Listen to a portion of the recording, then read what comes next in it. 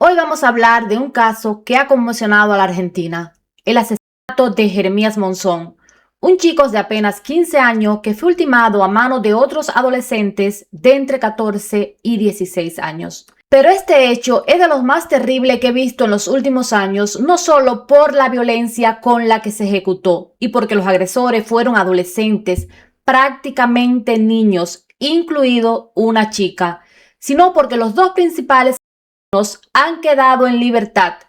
Han salido totalmente impunes porque las leyes de Argentina no permiten que se condene a menores de edad.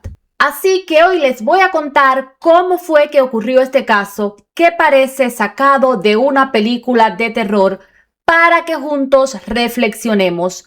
¿Qué está pasando con la educación de nuestros jóvenes? ¿Está fallando la familia, la escuela o el sistema judicial? O los tres inclusive. Y si usted considera que un menor de edad no debería condenarse a pesar de hechos tan horribles como estos. Yo soy Niurkis, doctora en Ciencias Pedagógicas y licenciada en Educación Especial. Y hoy voy a comenzar por contarte qué sucedió la mañana del 18 de diciembre de 2025, hace apenas unos 3 meses. Jeremías salió de su casa en la ciudad de Santo Tomé, en la provincia de Santa Fe, alrededor de las 2:30 de la tarde. Iba en bicicleta para encontrarse con una chica de 16 años que conocía de la escuela. Cruzó el puente hacia la ciudad de Santa Fe y llegó hasta el barrio Chalet, donde se reunió con la joven en la casa de la abuela.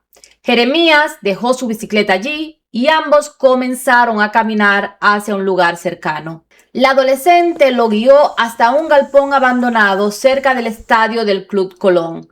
Pero lo que Jeremías no sabía era que todo había sido una emboscada. En ese lugar ya lo estaban esperando otros adolescentes de 14 y 15 años. Según la investigación, los 3 menores lo ataron, lo amordazaron y comenzaron a atacarlos mientras le exigían la contraseña de su teléfono celular. Los 3 agresores querían acceder a su celular porque sospechaban que Jeremías tenía videos o imágenes comprometedoras relacionadas con esta chica. Mientras lo golpeaban y lo amenazaban, en un video muy explícito que está circulando en las redes, le exigían la contraseña. Y se ve al joven cubierto del líquido rojo, un poco mareado y aturdido, suplicando piedad y diciendo que estaba muy nervioso y que no lograba recordar. Cuando finalmente accedió a dar la contraseña, uno de los momentos más impactantes del caso ocurrió. Según la investigación, la adolescente, la chica de 16 años que lo acompañó, habría dicho a los otros 2 atacantes: "Ya está, mátalo". Después de esto, los 3 menores lo atacaron con armas blancas. El adolescente recibió más de 20 según los informes forenses. Todo ocurrió dentro del galpón abandonado. Tras el crimen, los jóvenes se fueron del lugar y más tarde se deshicieron de la ropa y de los objetos utilizados en el ataque en otra zona de la ciudad. Durante varios días, la familia de Jeremías lo buscó sin saber qué había pasado. Finalmente, el 22 de diciembre, 4 días después de su desaparición, la policía encontró el cuerpo en el galpón abandonado en el barrio Chalet. No fue difícil encontrar a los responsables, ya que cámaras de lugares aledaños lo mostraban caminando con esta chica hacia el lugar. Ahora, lo que se mueve alrededor del proceso investigativo es casi tan aterrador como el propio hecho. Aunque es un caso todavía en investigación, se han filtrado algunos datos que quiero compartir con ustedes.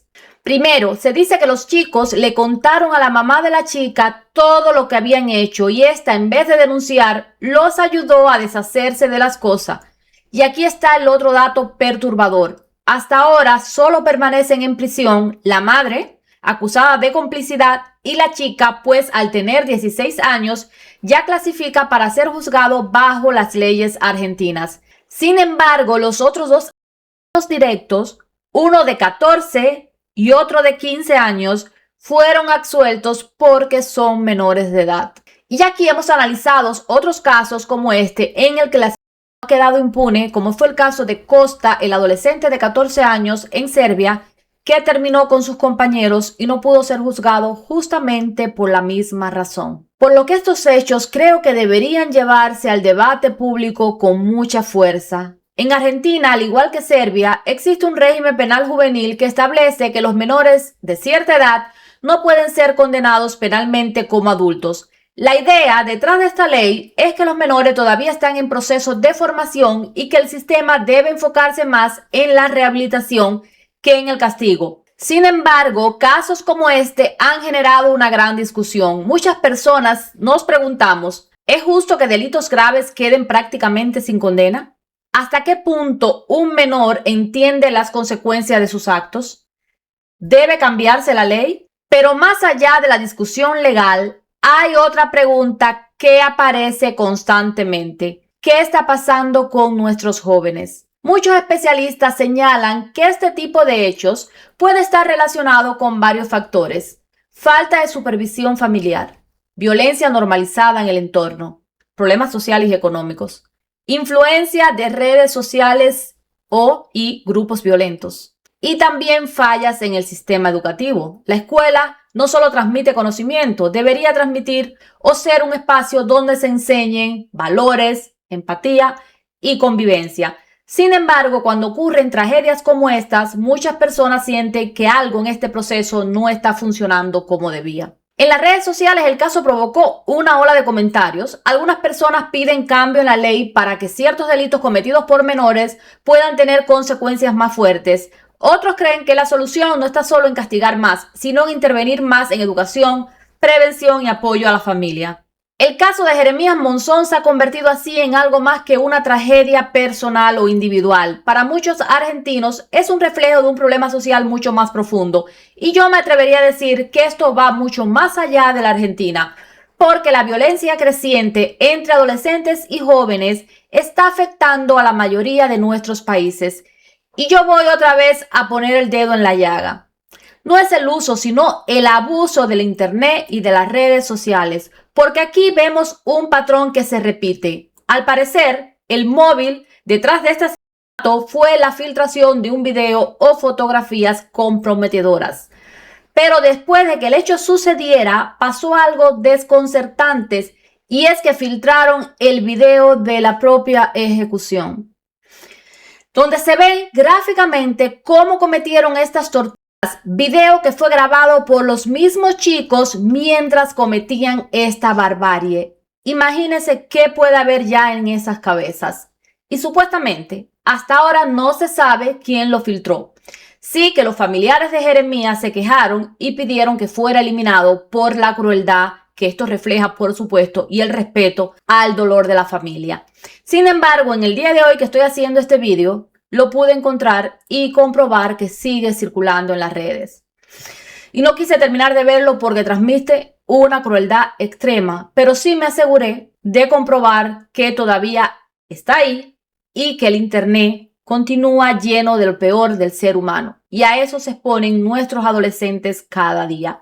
Antes de terminar, quiero reflexionar con ustedes. Cuando un niño pierde la vida de esta manera, la pregunta que queda es inevitable. ¿Qué estamos haciendo mal como sociedad? ¿Estamos educando realmente a nuestros jóvenes para respetar la vida de los demás? ¿O estamos reaccionando solo después de que ocurren tragedias como estas? El caso de Jeremías Monzón ha abierto un debate difícil, pero necesario. Porque al final la pregunta más importante es esta. ¿Cómo evitamos que algo así vuelva a suceder? Quiero saber qué piensan ustedes. ¿Creen que las leyes sobre menores deberían cambiar? ¿O el problema está más en la educación y en el entorno social? Los leo en los comentarios. Dios los bendiga.